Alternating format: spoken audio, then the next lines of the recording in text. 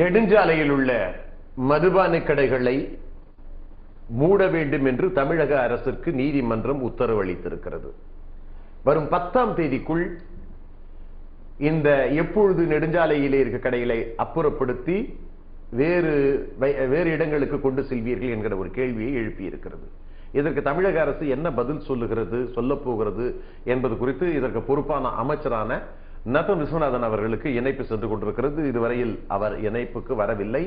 நத்தம் விஸ்வநாதன் என்ன கருத்துக்களை சொல்கிறார், என்ன கருத்துக்களை நீதிமன்றத்திற்கு சொல்ல போகிறார் என்று நமக்கு தெரியவில்லை.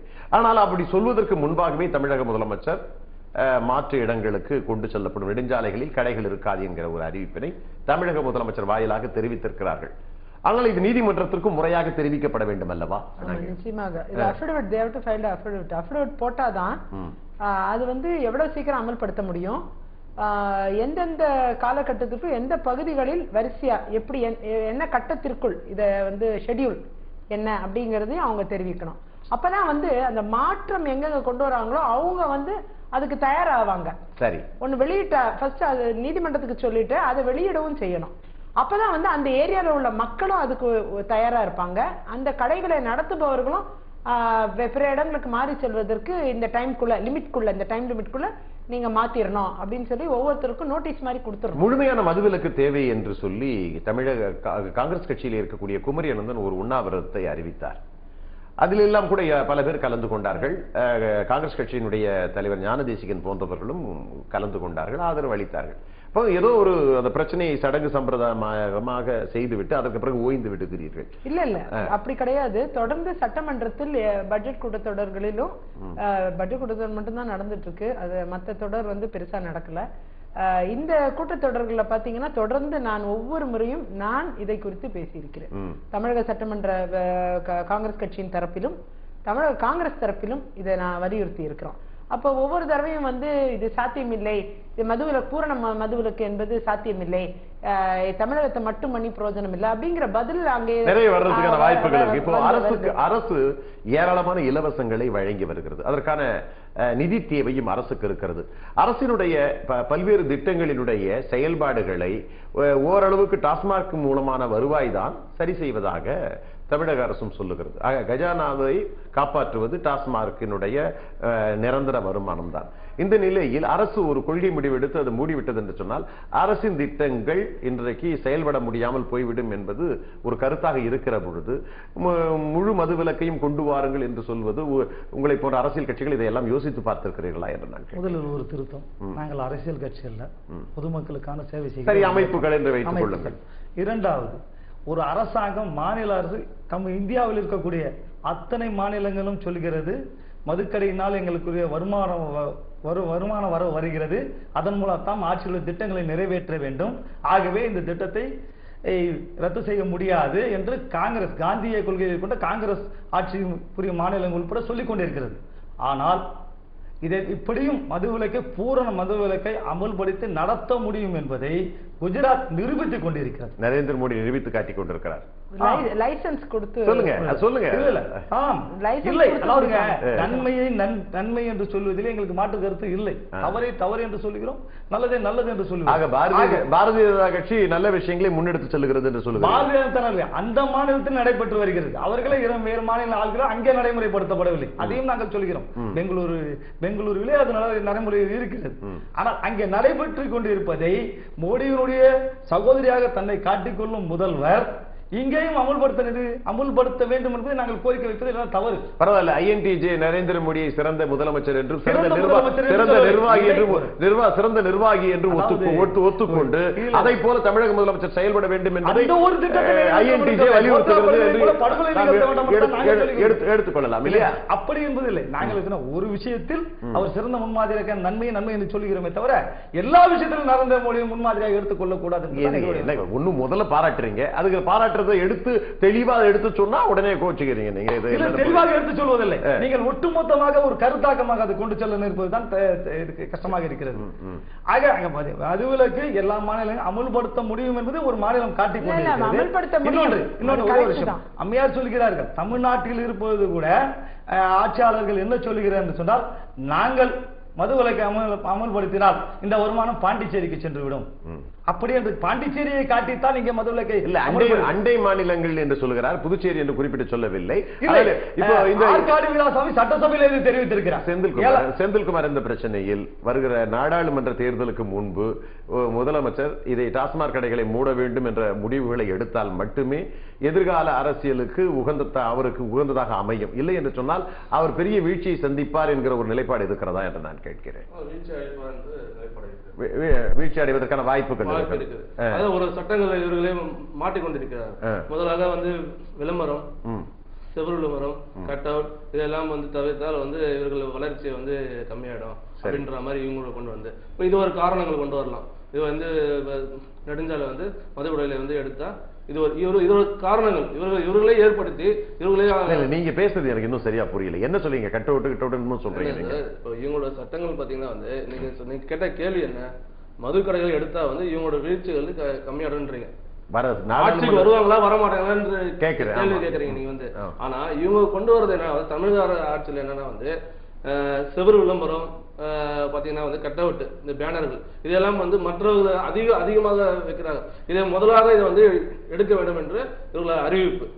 கட் அவுட் பேனர் முதல்ல அவங்க அறிவிச்சாங்க. ஆனா அதே நேரத்தில் பாத்தீங்கன்னா அவர்களே இப்போ அதிகமாக கொண்டிருக்கிறார்கள். இப்போ அதே காரணங்கள் இதை கொண்டு வர நெடுஞ்சாலை மதுக்கடை இல்லைன்னா இவங்க ஆட்சியில் வரலாம் அப்படின்ற மாதிரி ஒரு போர்வை, அவ்வளவுதான். இப்ப பொதுவாக இந்த பிரச்சனையில் அரசாங்கத்தாலே முழுமையான மதுவிலக்கை கொண்டு வருவதற்கான வாய்ப்புகள் இருக்கிறதா? ஏன்னா ஒரு பக்கம் வைகோ நடைபயணம் செய்கிறார், விழிப்புணர்வு ஏற்படுத்துகிறார், ஒரு எழுச்சியை ஏற்படுத்துகிறார். பாட்டாளி மக்கள் கட்சி டாஸ்மாக் கடைகளை இழுத்து மூடுகிறது, போராட்டம் வலுக்கிறது. சொல்ல போனால் ஒருபடி மேலாக போய் அவர்களை எல்லாம் கைது செய்து ஏறக்குறைய 30,000-40,000 பேரை முன்னெச்சரிக்கை நடவடிக்கையாக கைது செய்து சிறையிலும் அடைத்திருக்கிறார்கள். அப்படி அடைக்கிற பொழுது இப்போ இந்த அரசு மீது ஒரு எதிர்ப்பு வருவதற்கான வாய்ப்புகள் இருக்கிறது. அதாவது டாஸ்மாக் கடைகளை மூடுங்கள் என்று சொல்வது ஒரு நல்ல நோக்கத்தின் அடிப்படையிலே அப்படி சொல்லுகிறவர்களை கைது செய்து சிறையிலே அடைக்கிற ஒரு தமிழக அரசினுடைய நிலைப்பாடு வேடிக்கையாகவே இருக்கிறது. ஆமா, நிச்சயமா. இது இன்னும் ஒரு ஸ்டெப் மேல போய் சட்டமன்றத்துல இத பத்தி நானும் பேசியிருக்கேன். என்னை தொடர்ந்து பாமக சார்ந்த ஒரு சட்டமன்ற உறுப்பினரும் பேசினாரு.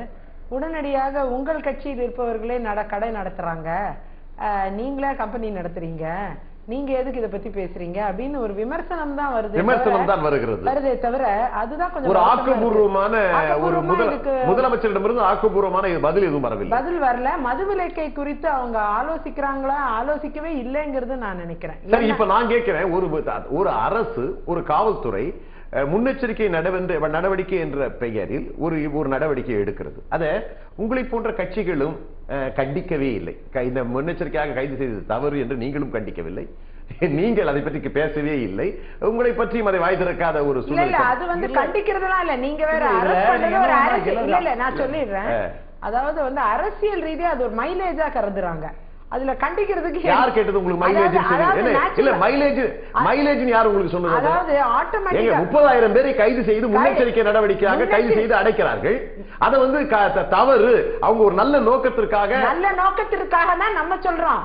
ஆனால் நேச்சுரலா அந்த தன்மை, வெளிப்படுற தன்மை எப்படி வருதுன்னா ஒரு மைலேஜுக்காக, ஒரு கட்சிக்காக, ஒரு அரசியலுக்காக அந்த நோக்கத்தை விட்டுவிட வேண்டும். ஒரு அரசியல் மோசமான பல நிகழ்வுகளை அவர்கள் நிகழ்த்திருக்கலாம். ஆனாலும் கூட இந்த நிகழ்வு என்பது எங்களை பொறுத்தவரை அவர்கள் மட்டுமல்ல, இந்த நடவடிக்கைக்காக யார் இதற்காக போராடினாலும் அதற்கு குரல் கொடுத்து போராடும் தன்மையை தான் நாங்க கொண்டிருக்கோம். இன்னைக்கு அப்படி நினைக்கிற கட்சிகள் மட்டும் இல்ல, தனி நபர்களையும் அரசாங்கத்தையும் இவங்க சாதாரணமா ஏதோ ஒரு தங்களுடைய கட்சியை முன்னெடுத்துக்காக பண்றாங்கிற ஒரு எண்ணம் இருக்கு. அது இருக்கக்கூடாது. இந்த பிரச்சனை என்ன என்பதை இந்த பிரச்சனை வலுக்கும் பொழுது இது எதுல போய் முடியுது? குற்றங்களில் போய் முடிகிறது. இதுதான் அவங்க பார்க்கணும்.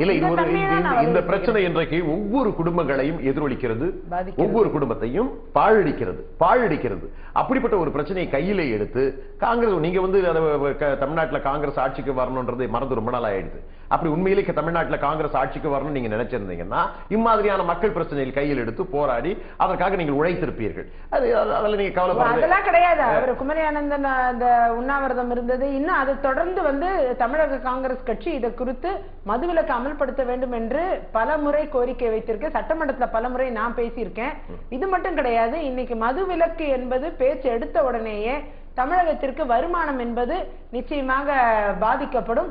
நீங்க மத்திய அரசுல இருந்து அதுக்கு ஈடான ஒரு வருமானத்தை தாருங்கள் அப்படிங்கிறாங்க. ஃபர்ஸ்ட் இவங்க மதுவிலக்கை அமல்படுத்துறோம்னு அனௌன்ஸ் பண்ணி அதோட பட்ஜெட்டரி ப்ரொவிஷனை சென்டருக்கு சப்மிட் பண்ணோம். பண்ண அப்புறம் தான் அதோட இன்க்ரீஸ் வரும். அது இல்லாம இவங்க கேட்கிற ஸ்பெஷல் அசிஸ்டன்ஸ் அந்த மாதிரி வர வாய்ப்பு இல்லை. அவங்க வந்து அரசாங்கம் நடத்துவதற்கான அந்த செலவினங்களை தான் பார்ப்பாங்களே தவிர இவங்களுக்கு வந்து இலவசங்கள் கொடுக்குறாங்க பாருங்க, அதுக்கும் சேர்த்து மத்திய அரசிட்ட இருந்து பெறணும்னு நினைச்சு பாப்புலாரிட்டிக்காக பெறணும்னு நினைச்சாங்கன்னா அதெல்லாம் சாத்தியம் இல்லை. ஆனால் அரசாங்கம் நடத்துவதற்கான இந்த இழப்பு, அதாவது டாஸ்மாக் இல்லாத நேரங்களில் எந்த மாதிரி ஒரு வருமானம் பேலன்ஸ் ஷீட் ஏற்படும், பேலன்ஸ்ட் அந்த கணக்கு வழக்கு என்பது சமர்ப்பிக்கப்பட வேண்டும். அதுக்கப்புறம் தான் அதை வந்து பினான்ஸ் கமிஷன் வந்து அதை தலையிட்டு அதை அமல்படுத்துறதுக்கு வாய்ப்பு இருக்கு. பிளானிங் கமிஷன் அதற்குண்டான திட்டங்களுக்குள்ள அதன் பின்னர் செல்வார்கள். இப்ப அந்த மதுவிலக்கே அனௌன்ஸே ஆகாத நிலைமையில மத்திய அரசு, நான் என்ன சொல்றேன், மத்திய அரசு முதல்ல எல்லா மாநில தலைமைச் செயலாளர்களையும் அழைத்து பேசியது. ஆனா அது கண்காணிச்சுதா? ஏன் இவ்வளவு காலமா வந்து அதை வந்து நடைமுறைப்படுத்தல? இல்ல, நீங்க முதல்ல இந்திய அரசியல் அமைப்பு சட்டத்துல எந்தெந்த சப்ஜெக்ட் யார் கையில இருக்கு நம்ம கிளியரா இருக்கணும். சென்டர் கையில என்ன சப்ஜெக்ட் இருக்கு, இந்த சப்ஜெக்ட பொறுத்த வரைக்கும் மதுவிலக்கு ஆயத்தீர்வை பொறுத்த வரைக்கும் மத்திய அரசு அறிவுறுத்தத்தான் முடியுமே தவிர மத்திய அரசு கட்டாயப்படுத்த முடியாது. அது வந்து ஒவ்வொரு மாநிலத்தோட சப்ஜெக்டா இந்தியன் கான்ஸ்டிடியூஷன்ல ஏற்கனவே வரையறுக்கப்பட்டிருக்கு. இந்த கான்ஸ்டிடியூஷனே மாத்தணும்னா எல்லா மாநிலங்கள்ல இருந்து எலெக்ட் ஆன எல்லா எம்பிஸும் சேர்ந்துதான் நாடாளுமன்றத்துல வாக்களிக்கணும். இதுக்கு இந்த அமெண்ட்மெண்ட்டை கொண்டு திருத்தத்தை கொண்டு வர்றதுக்கு அதே உடனடியாக சாத்தியம் இல்லை.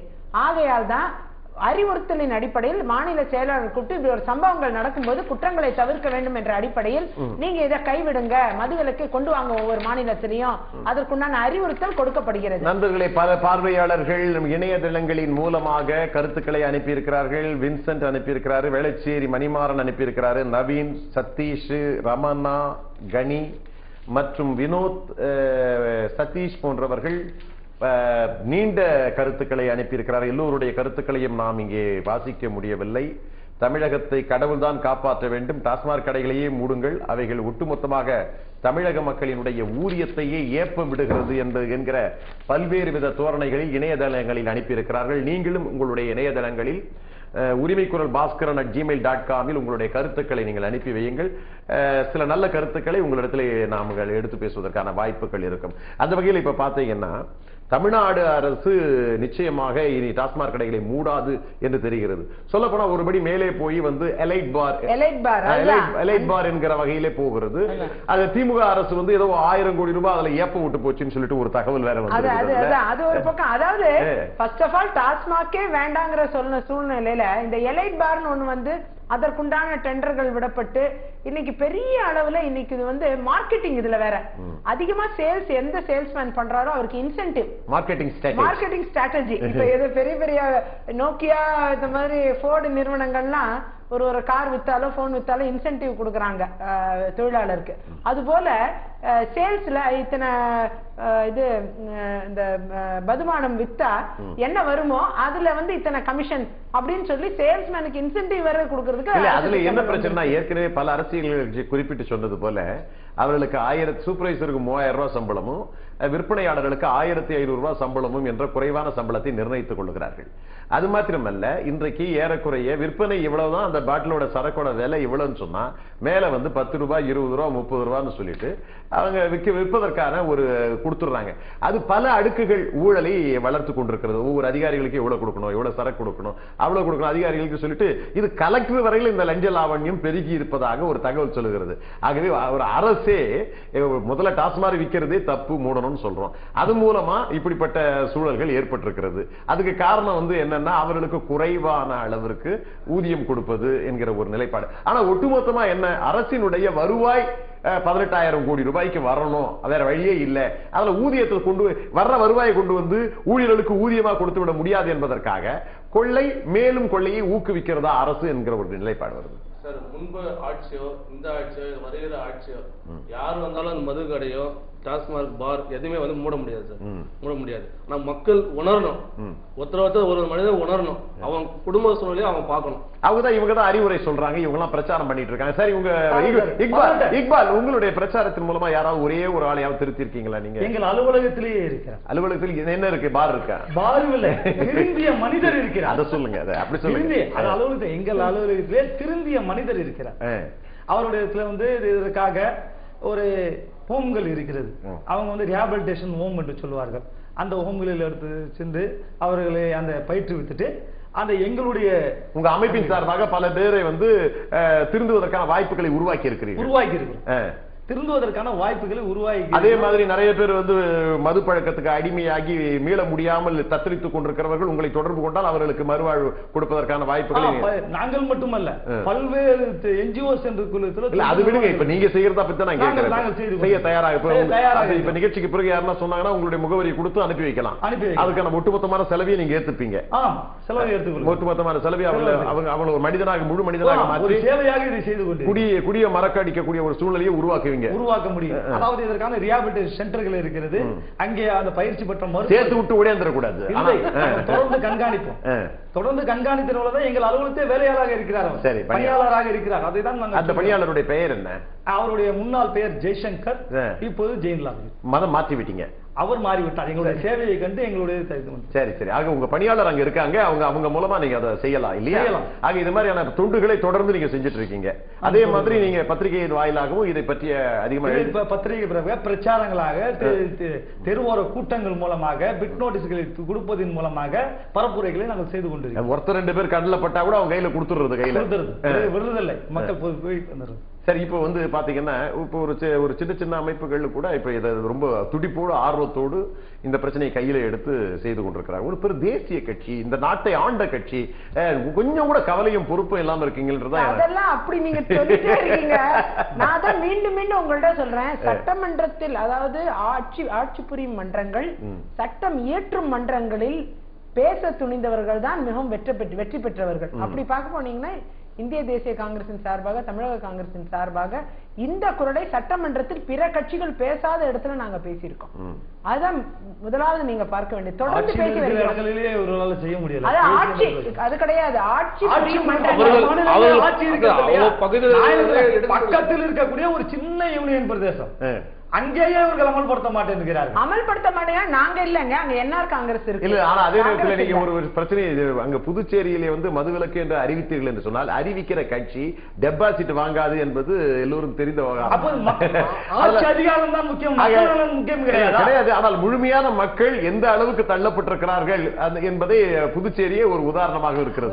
அரசாங்கம் அவர்கள் தவறில் இருக்கிறார்கள், ஊக்குவிக்க வேண்டுமா, அதில் தடுத்து நிறுத்த வேண்டும். அதற்கு எதிர்ப்பு தெரிவித்து இப்ப கூட எங்களுடைய மத்திய அமைச்சர் திரு நாராயணசாமி அவர்கள் இதற்கு எதிர்ப்பு தெரிவித்து இந்த மதுபான கடைகள் மூடப்பட வேண்டும், இது போன்ற பெண்களுக்கு எதிரான குற்றங்கள் இழைப்பதற்கு எதிராக புதுச்சேரி அரசாங்கத்தை எதிர்த்து வலிமையான தன்னுடைய இதை வச்சிருக்காரு, கோரிக்கையை முன்வைத்து. இப்ப நாராயணசாமி வைத்ததை நான் குறிப்பிட்டு சொல்லவில்லை. புதுச்சேரி மாநில காங்கிரஸ் இதை ஒரு தீர்மானமாக அறிவித்து, நாங்கள் எதிர்காலத்தில் ஆட்சிக்கு வந்தால், அல்லது எங்களுடைய புதுச்சேரி பிரதேச காங்கிரஸ் கட்சியினுடைய முக்கிய லட்சியமே வருங்காலத்தில் டாஸ்மாக் கடைகளை மூட வேண்டும், ஒட்டுமொத்தமான மது கடைகளை மூட வேண்டும், சாராய கடைகளை மூட வேண்டும், கல்லு கடைகளை மூட வேண்டும் என்று தீர்மானம் நிறைவேற்றுவார்களா?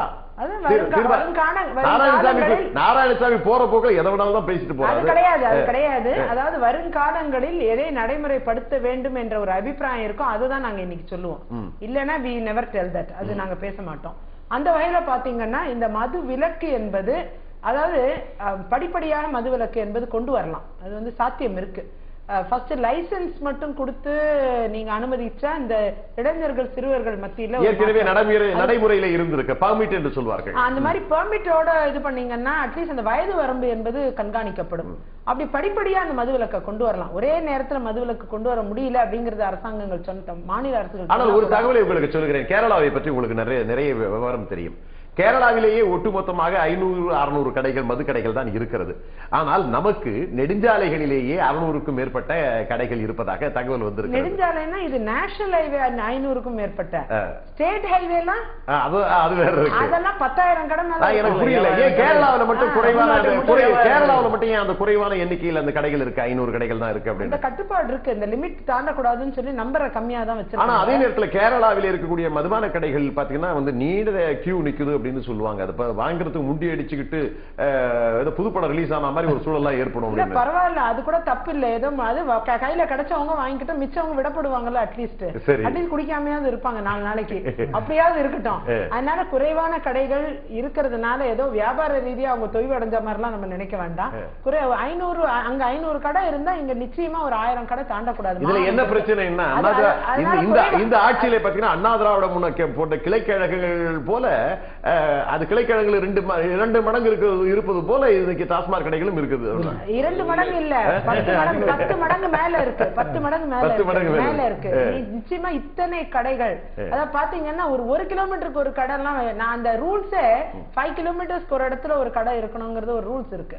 அந்த அதுக்குள்ளேயே 5 கிலோமீட்டருக்குள்ள 5 கடை வந்துருது. சரி, இது மூடுறீங்களோ இல்லையோ, இது ஏதோ ஒரு முதல் படின்னு எப்படி எடுத்துக்கலாம். ஆனா அதே நேரத்துல கேரளாவில் இந்த பில்லிங் சிஸ்டம் இருக்குது பாத்தீங்களா, அந்த மாதிரி சிஸ்டத்தை கொண்டு வரணும். குறைந்தபட்சம் இந்த கொள்ளைகள் நடக்கிறத தடுக்கிறது, அல்லது ஏற்கனவே குடிமக்கள் வந்து ஒரு 200 ரூபாய் வாங்கிட்டு சம்பாதிக்கலாம், அந்த 200 ரூபாயும் கொடுத்துட்டு போறான். அதையும் இந்த பில்லிங் சிஸ்டத்துல 25 ரூபாய் 30 ரூபாய் ஒரு குடிமகன் கிட்ட இருந்து வாங்கி கொள்ளை அடிக்கிறத தடுத்து நிறுத்தத்துக்காக அந்த பில்லிங் சிஸ்டத்தை கொண்டு ஒரு நடைமுறைப்படுத்தணும்னு சட்டப்பேரவையில் பேசிருக்காங்க. அப்படியாவது குடிமகன்கள் குடிக்காம இருக்கட்டுமே, கூட செலவழிச்சுதான் குடிக்கிறாங்க.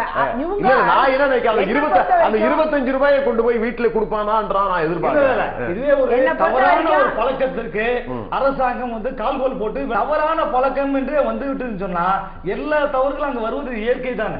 சரி, அதாவது மது வந்து மூளையை மழுங்க அடிக்கும், போதையினால் தவறுகளை செய்வான்னு சொன்னா பாலியல் குற்றங்கள் அதிகரிக்கிறதுன்னு சொல்றாங்க, திருட்டு குற்றங்கள் அதிகரிக்குதுன்னு சொல்றாங்க, காவல்துறையில வழக்குகள் அதிகரிக்குதுன்னு சொல்றாங்க, சண்டைகள் அதிகரிக்குதுன்னு சொல்றாங்க. எல்லாவற்றுக்கு காரணம் இந்த மதுன்னு சொல்றாங்க. இல்ல இதை நீங்க மட்டும் இல்ல, இதே பிரதமர் தன்னுடைய உரையில பேச சொன்னா கூட இதைதான் பேசுவாரு. முதலமைச்சர் இதே உரையில பேசினா கூட அவர்களும் இதைத்தான், இந்த புள்ளி விவரங்களைத்தான் காட்டுவார். செயலும் ஒன்றாக உணர்வு பூர்வமாக இந்த பிரச்சனைக்கு அரசாங்கம் ஒரு முடிவெடுத்தால் நிச்சயமாக அரசாங்கம் நடத்துவதற்கு நிதிகள் இதெல்லாம் ஒரு பிரச்சனையே கிடையாது. அதுக்கு வழிவகை பிறக்கும். இது வரலாற்று சாதனை மிக்க ஒரு மது விலக்கை தமிழகத்தை அமல்படுத்துவார்களே, ஆனால் நிச்சயமாக மக்கள் மனதில் எந்த அரசாங்கமா இருந்தாலும் அது மாத்திரமல்ல, ஒருபடி மேலே போயிட்டு இந்த பிரச்சாரத்தை வந்து நீங்க பேசுறீங்க, அதுல விட அரசாங்கமே பாத்தீங்கன்னா சென்சார் போர்டு மூலமா பாத்தீங்கன்னா ஒரு மது குடிக்கிற காட்சி வந்து சொன்னா உடனே வந்து அது கீழே வந்து தீமையை விளைவிக்க, சிகரெட் பிடிக்கிற காட்சி வந்து சென்ட்ரல் கவர்மெண்டோட நோட்டிபிகேஷன். இதுவே ஒரு முட்டாள்தனமான ஒண்ணு. நான் சொல்றேன்டா, மது ஒரு காட்சி காமிச்சா போதும், மது தீமையை கெடுக்கும் உயிரை கெடுக்கும் என்று போட்டுட்டு இவங்க மது விற்பாங்க. அப்ப நான் என்ன சொன்னேன், போலீஸ் ஸ்டேஷன்ல மூட்டுருவான். திருட்டு பழக்கம் கேடானது, திருடு வந்து சமுதாயத்திற்கு கேடு அப்படின்னு சொல்லி ஒவ்வொரு வீட்லயும் போர்டு மாட்டிட்டு போயிட்டா திருட்டு பழக்கம் போயிடுச்சுமா. நீங்க ஏதாவது தத்துவம் சொன்னீங்கன்னா ரொம்ப அதிரடியா தான் சொல்லுவீங்க போல இருக்குது. இல்ல இது யதார்த்தமா இல்லையா? அவர் சொல்றது கரெக்ட் தானே, அவர் சொல்றது கரெக்ட். எந்த குற்றத்துக்குமே ஒரு இத போட்டுட்டா டேக போட்டுட்டா அப்புறம் காவல் எதுக்கு, இது எதுக்கு, மது விலக்கு நீ ஏன் கேட்கணும்? கட்டாயம் மது விலக்கு வந்தா. நண்பர்களே, நாம் நிகழ்ச்சியினுடைய நிறைவு பகுதிக்கு வந்திருக்கிறோம். நெடுஞ்சாலைகளில், அதாவது நாட்டில் உள்ள அனைத்து நெடுஞ்சாலைகளிலும் மதுபான கடைகளை மூட வேண்டும் என்பது மத்திய அரசினுடைய கொள்கை முடிவாக அறிவிக்கப்பட்டது. அனைத்து மாநில தலைமைச் செயலாளர்களையும் அழைத்து நடைபெற்ற கூட்டத்தில் அறிவுறுத்தப்பட்டு சுற்றறிக்கை அனுப்பப்பட்டது. சுற்றறிக்கையில் நடைமுறைப்படுத்தாத மாநிலங்களுக்கு நிதி ஆதாரங்களையும் நிறுத்தப்படும் என்கிற ஒரு எச்சரிக்கையும் விடுத்தப்பட்டது. ஆனாலும் அதையும் மீறி தமிழகத்தில் நெடுஞ்சாலைகளில் நூற்றுக்கணக்கான மதுபான கடைகள் நிலுவையில் இன்றைக்கும் இருக்கின்றன. தமிழகத்தில் சமீபத்தில் மாண்புமிகு தமிழக முதலமைச்சர் அவர்கள் நெடுஞ்சாலையில் உள்ள மதுபான கடைகள் மூடப்படும் என்கிற அறிவிப்பினை அறிவித்திருக்கிறார்கள். அதை எதிர்க்கட்சியினுடைய தலைவர்கள் வரவேற்றிருக்கிறார்கள். இதற்கான உத்தரவு ஏன் தமிழக முதலமைச்சர் பிறப்பித்தார், அறிவிப்பினை ஏன் வெளியிட்டார் என்று சொன்னால், சென்னை உயர்நீதிமன்றத்தில் ஒரு அரசியல் கட்சி தொடர்ந்த வழக்கின் அடிப்படையில் அந்த அரசியல் கட்சி அந்த அமர்வில் வரும் 10ஆம் தேதிக்குள்ளாக நீங்கள் உடனடியாக இதற்கு தகவல் தமிழக அரசு தெரிவிக்கப்பட வேண்டும். எப்பொழுது நெடுஞ்சாலை கடைகளை மாற்றி அமைப்பீர்கள் என்கிற ஒரு தகவலை கேட்டிருக்கிறது. அதற்கான செயல்பாடு திட்டங்களை தமிழக அரசு முனைப்பு காட்டிக் கொண்டு வருவதையும் நாம் பார்க்கிறோம். ஆனால் அதே நேரத்தில் தமிழ்நாட்டில் இந்த குடிப்பழக்கத்தால் பாதிக்கப்படுகிறவருடைய எண்ணிக்கை அதிகமாக மாறிக்கொண்டு வருகிறது. விஜயதரணி குறிப்பிட்டு சொன்னது போல சாலை விபத்துகளில் தமிழகம் தான் முதலிடம் இருக்கிறது. இக்பாலும் அதை குறிப்பிட்டார், செந்தில்குமார் அவர்களும் அதை குறிப்பிட்டார்கள். ஆக தமிழகத்தில் நெடுஞ்சாலை விபத்துக்கள் இந்தியாவிலே அதிகமாக நடைபெற்றுக் கொண்டிருக்கிறது. அதுவும் குடிப்பழக்கம் தான் அதற்கு மூல காரணமாக விளங்கி வருவதையும் நாம் அறிய முடிகிறது. ஆகவே இதனை அசட்டையாக எண்ணாமல் தமிழக முதலமைச்சர் எப்படி அறிவிப்பினை வெளியிட்டாரோ ஆகவே செயல்பாடுகளை உடனடியாக துரிதமாக செய்து இதை முதல் கட்டமாக நாங்களும் எடுத்துக் கொள்ளுகிறோம். அந்த வகையில் தொடர்ந்து முழுமையான மது விலக்கினை தமிழகத்தில் நடைமுறைப்படுத்தி மக்களை வாழ்விக்க வேண்டும் என்பதுதான் நம்முடைய லட்சியம். அந்த வகையில் அரசின் கைகள் உயரட்டும், அறிவு கூர்வாள் சுழலட்டும், மக்கள் புரட்சி வெடிக்கட்டும். உரிமை குரல் உங்களுக்காக, தமிழ் சமூக மக்களுக்காக இன்னும் பல்வேறு பிரச்சனைகளுடன் தொடர்ந்து பாயும்.